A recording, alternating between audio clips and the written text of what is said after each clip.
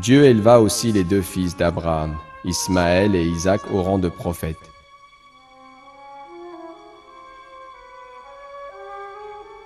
De par leur dévotion, ils furent des serviteurs élus de Dieu.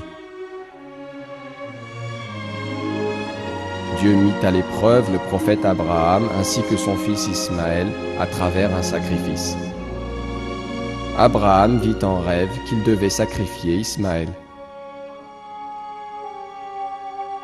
Cette situation met bien en lumière la force de l'obéissance et de la soumission de ces deux prophètes envers Dieu.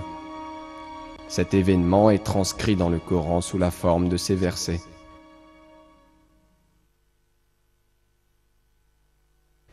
Nous lui fîmes donc la bonne annonce d'un garçon longanime.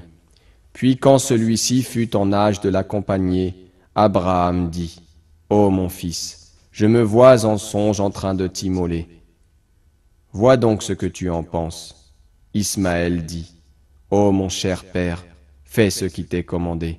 Tu me trouveras, s'il plaît à Dieu, du nombre des endurants. » Puis, quand tous deux se furent soumis et qu'il l'eut jeté sur le front, voilà que nous l'appelâmes : « Abraham, tu as confirmé la vision.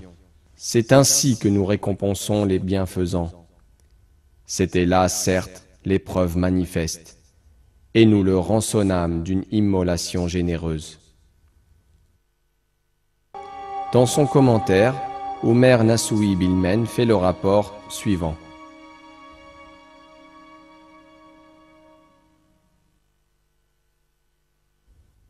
Le prophète Abraham et son fils obéirent et se soumirent au commandement de Dieu. Le prophète Abraham plaça la tête de son fils de côté et accepta de lui trancher la gorge. Il avait compris que son rêve était un commandement divin. C'est pourquoi il s'empressa d'accomplir son devoir. C'est là la preuve d'une grande force et d'une obéissance sans faille à Dieu.